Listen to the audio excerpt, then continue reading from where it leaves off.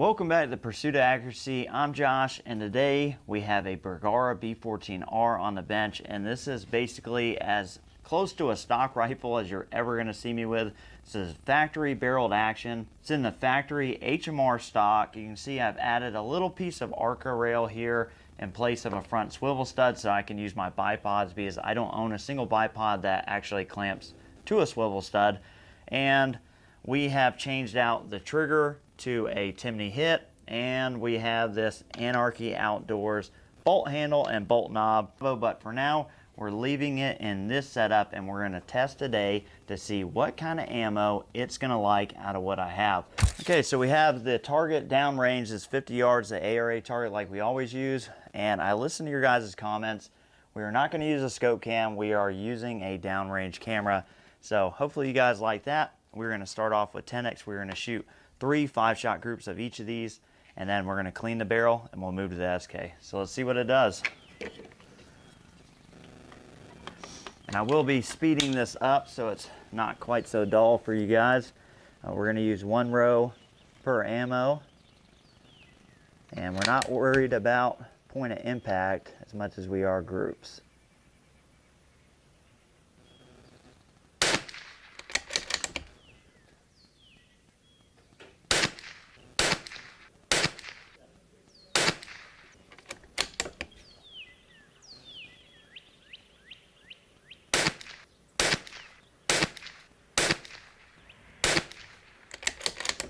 All right, last group for the 10X.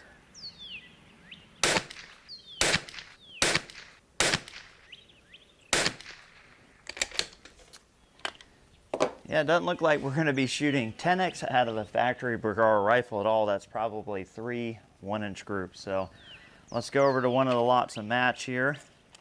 All right, first lot of Eley match. We're going to move down a row here.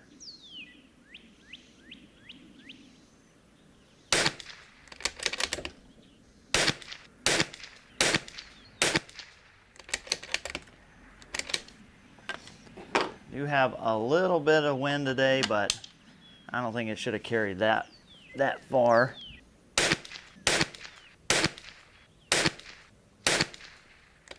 All right, that's kind of promising.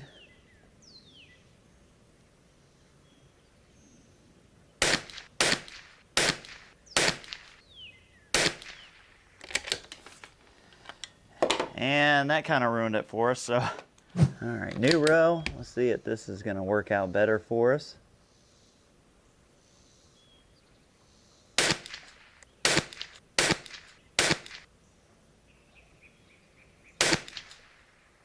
Oh my God. Well, let's see if the next two get better.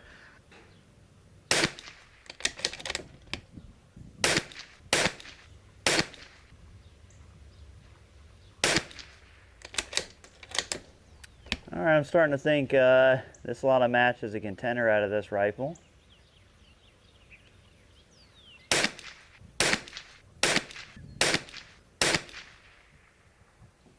Yeah, so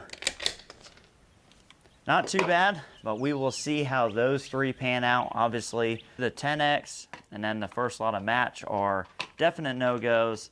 This lot of Eley match, which is 05110, we'll keep that in mind. So what we're going to do now, I'm going to clean the rifle, and we are going to shoot the SK. First, I will foul it with 20 shots, just like I did the Eley before we started, and we'll see how the SK stacks up, because I hear it all the time. SK is the preferred ammo, you know, Lapua, Capstone products, that's what you should shoot out of these. That's what they're designed around, but we're about to find out.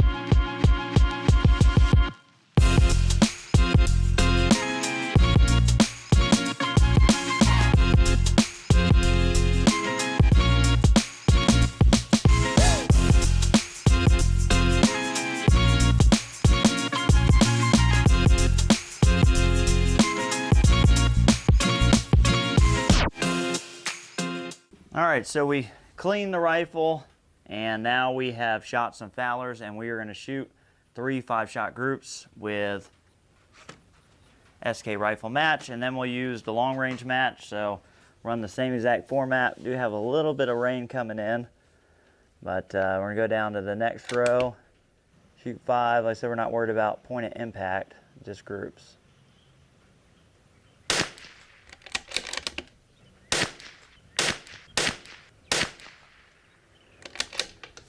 All right, so first one was a little high. That may be because we just came off of fouling in the barrel.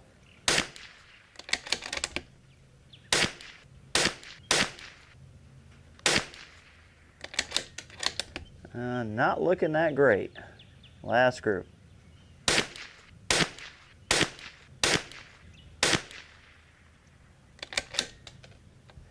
Not bad, but not great. I have a feeling the last round of Eley match we used there is definitely going to beat that out. So now we're going to go to SK long range match. I'd like to thank our impromptu ammo sponsor, which is Chris from Midwest Long Range, because he left his range bag in here, and I'm in a shed, and I don't have SK long range match, but he does, so we now have it too. You're welcome. I'm going to cut that out because you're not supposed to be here. We're going to go down to the bottom row here.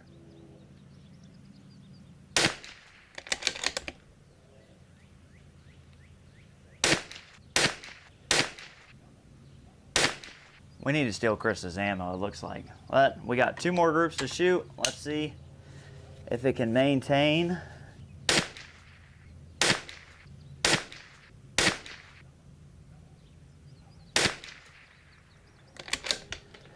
That's really weird.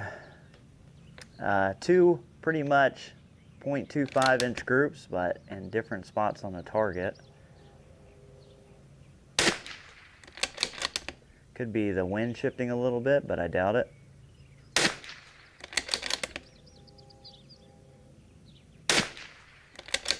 This is probably the weirdest thing I've ever seen.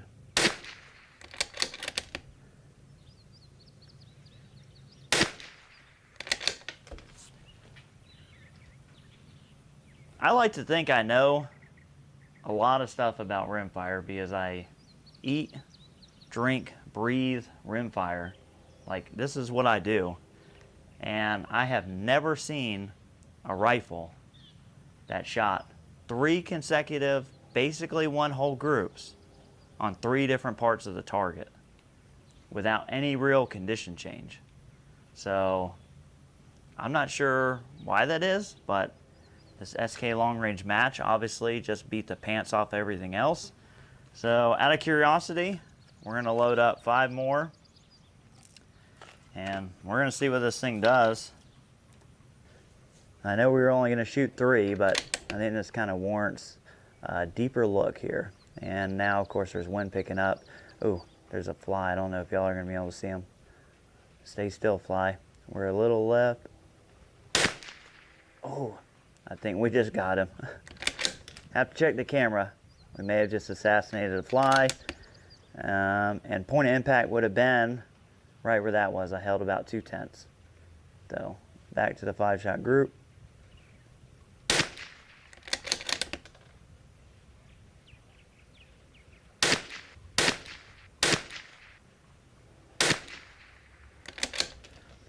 Had one go kind of sideways on us, but that I think was the wind. We're kind of getting a wind coming straight in here now, and that kind of picked up during that. But definitely SK long range match seems to be the top performer, which puts me in a weird spot.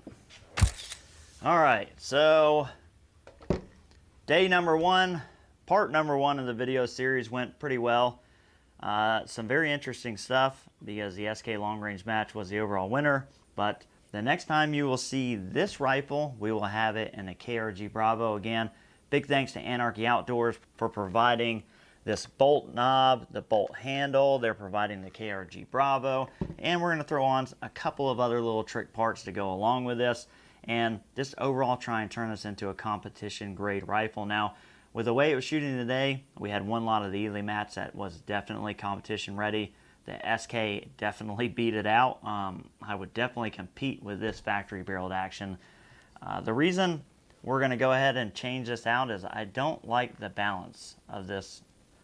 Basically, this factory HMR stock, it's a good stock, and it's really, for what you're paying for, it's really good. I don't know. Something about it, I just don't really care for it. You could easily put a full length arc rail on here if that's what you're worried about, but I really like an integrated arc rail. And the KRG actually offers an integrated arc rail forend. And I want to add a little bit of weight to this, and I believe the KRG with that forend may be a little heavier, but we'll find out when we get it on here. But I appreciate you guys hanging out with me today. Thanks for checking out this video. Hopefully you got something out of it, and we'll catch you on the next one.